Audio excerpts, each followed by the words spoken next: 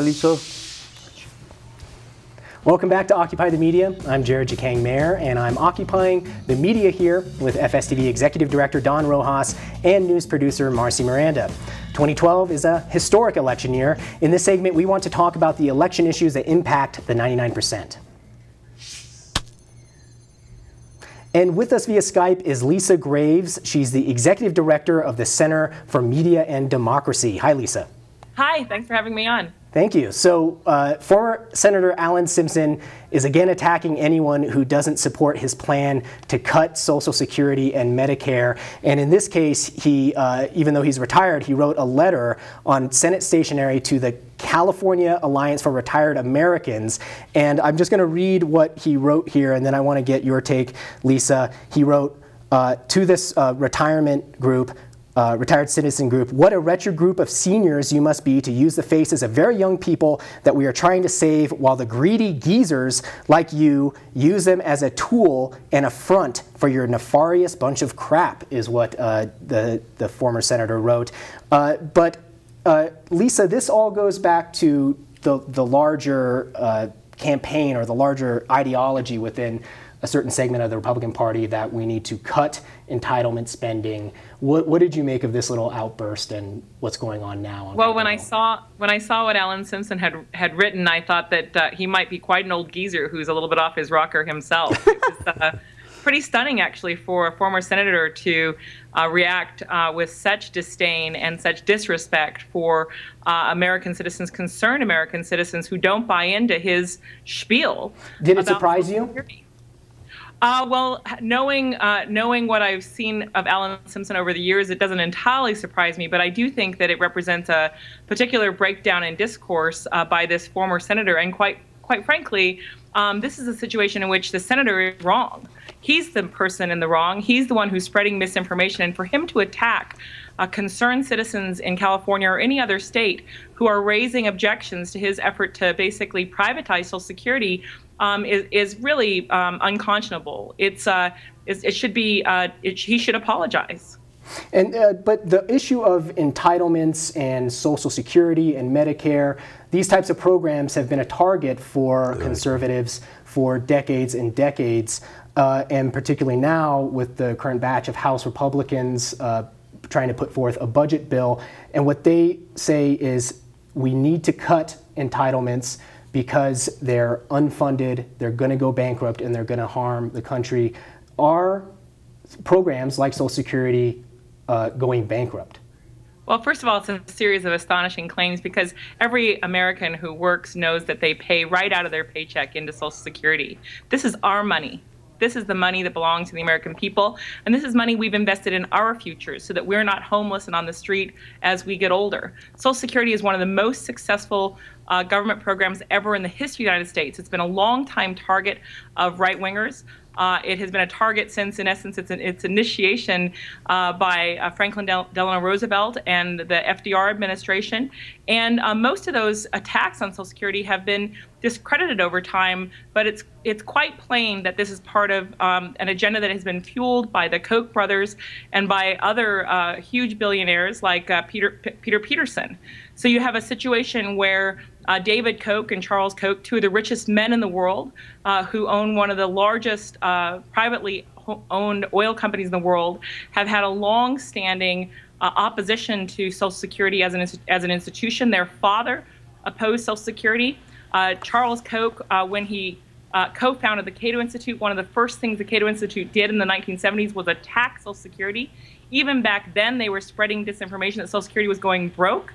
And David Koch, when he ran for vice president of the United States to the right of Ronald Reagan, was also pushing for privatization of Social Security. If you look at that timeline, just think of this. For almost 40 years, hysterical people like Alan Simpson have been claiming Social Security is going broke, and it hasn't gone broke. So Don, I'll put this toward you, because there's a wide spectrum for what people think should be done about these large programs, and even there are a number of thinkers on the left and progressive say, well, certain things need to be adjusted or changed. Where do you fall on that? Well, don't we need to adjust some of these things? No, Social Security is going to be solvent at least until the year 2033, and perhaps even way beyond that. Social Security is not about to go bankrupt. That is, as Lisa said, that is part of the disinformation campaign that's been waged against Social Security, against the social contract that goes all the way back to the Roosevelt era, which, by the way, helped to pull the country out of the Great Depression back in the 20s and 30s. The right wing have always targeted Social Security and Medicare and Medicaid. So before we move on to our next topic, Lisa, I want to give you the last word on this. What would you do if you were to be writing a budget bill that would fund Social Security and also do things to reduce our deficit, which is a legitimate problem? Well, first of all, I would say that this is a program, the Social Security Trust Fund is something that has been in existence for a long time, and it's built on our wages. And it's also there to help Americans if they become disabled, if they lose their sight, if they lose their hearing and they can't work, if they lose their limbs and are unable to work. This is a vital program for our democracy and for every person in our democracy. And one of the things that's shocking to me when I was researching this issue and hearing from some of these, many people on the right and a couple people on the moderate world who were pretty disinformed, pretty uninformed about this, is that most Americans have no idea that there's basically a huge loophole in Social Security for people who make over $110,000 a year. So first of all, since most Americans don't make that much money, they have no idea that at that point you stop paying into Social Security. So all these people who are making six-figure salaries, basically $200,000 a year, $300,000 a year, they only pay into Social Security for the first $110,000 of their income, more or less. People who earn all of their money on investments, like Romney, who has made his fortune based on his father's wealth, they don't pay Social Security on those capital gains. They pay nothing into the Social Security fund based on that income. And so the people who are paying into Social Security are people who make less than $110,000 a year. And we could easily make Social Security fully funded for decades and decades in the future, beyond what Don said of 2032. If we would close that loophole, we would say, look, all income is subject to Social Security because it helps ensure that all Americans aren't homeless, basically, and out on the street when they get older and retire if Wall Street crashes. And we could further close any potential deficit within Social Security by taxing even a small percent of those capital gains from Wall Street gambling. Okay, so we're going to jump over our next topic, but I want to bring you in on the conversation, Marcy. We started off with talking about Alan Simpson's comments, but what's your take on this issue? Is this should we kind of ignore outlandish statements like this by Alan Simpson, or does it indicate something larger? You know, kind of like Lisa said, it's something that's been around for such a long time that it's really easy to ignore or get involved into it. I think the interesting thing for me is how now, in this time of austerity cuts, when we're talking about austerity abroad in Spain and in Greece, you know, and even here in the United States to a certain degree, this is one of those programs that GOP right-wingers are saying, oh, this is an austerity cut that we need to make here on our home front. So it's taking the same rhetoric that's been around, like Lisa said, for years and years and years, and just kind of making it modern, I guess. And you know, one of the ironies of this, I know we're running out of time, but Simpson was appointed by the President of the United States to serve on the Simpson-Bowles Commission, which was charged to look at the totality of government spending and also of federal government revenues. And there, you know, he has been coming down hard on the cut spending, you know, but has no prescriptions for, well, how are you going to raise revenues? Okay, well, I think the viewers out there, I'm sorry, they've, one quick second, because I think the viewers have heard enough from us for now, because we now want to hear from them. The lines are open. Give us a call, 877-575-FSTV. Connect with us on Facebook and Twitter. We've been talking about, our large topic is about how cities are more or less kicking out the homeless. Is there anything you and I can do to stop this?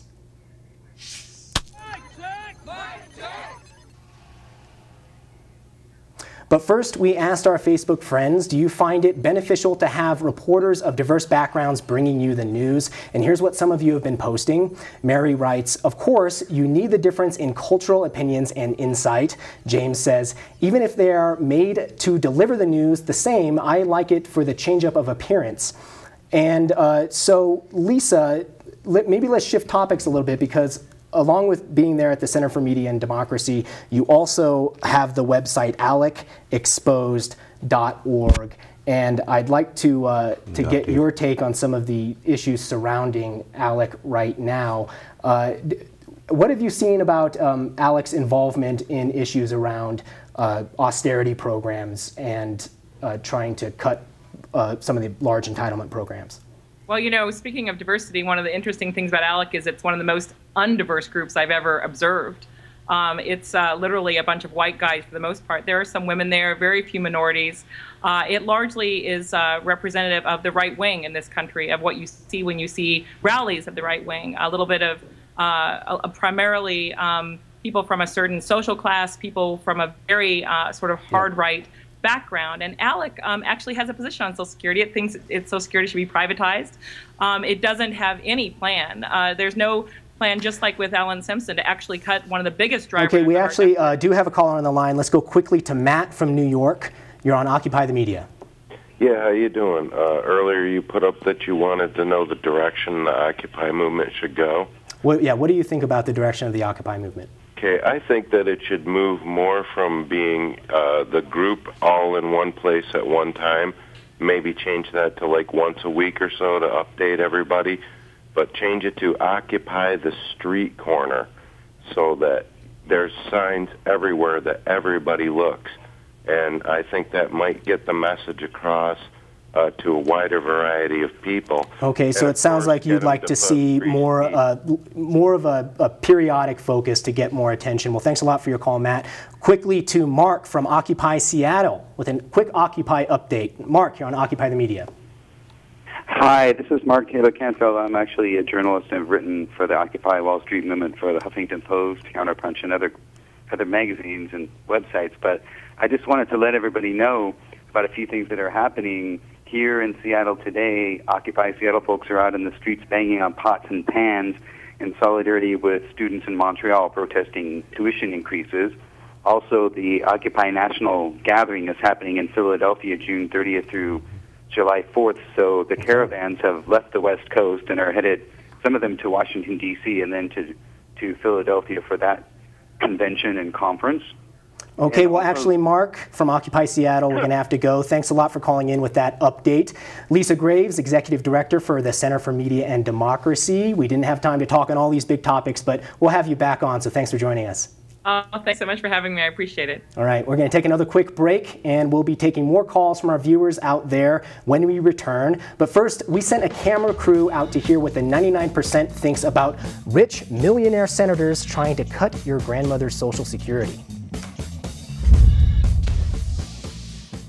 I think Social Security being banned or going away is a bad thing because it will leave more homeless people and there's people that need medication and assistance. Cutting government benefits to the people that need Social Security the most isn't the answer. If it does happen, people will have to prepare themselves for it and find other ways to fund their retirement. People who have lived as long as a lot of the senior citizens, or all of the senior citizens, I suppose, and have contributed as much and have really helped our generation should be able to live in peace and get all of the benefits that they deserve. It sucks. But I remember my dad telling me that, well, by the time you get to the age, there won't be anything left. And, well, there's something left. Right. But for my kids, I don't know. If it seems like something that major is being proposed and selected as a solution, that maybe people will be more motivated to be involved in politics, because I feel like that's part of the problem.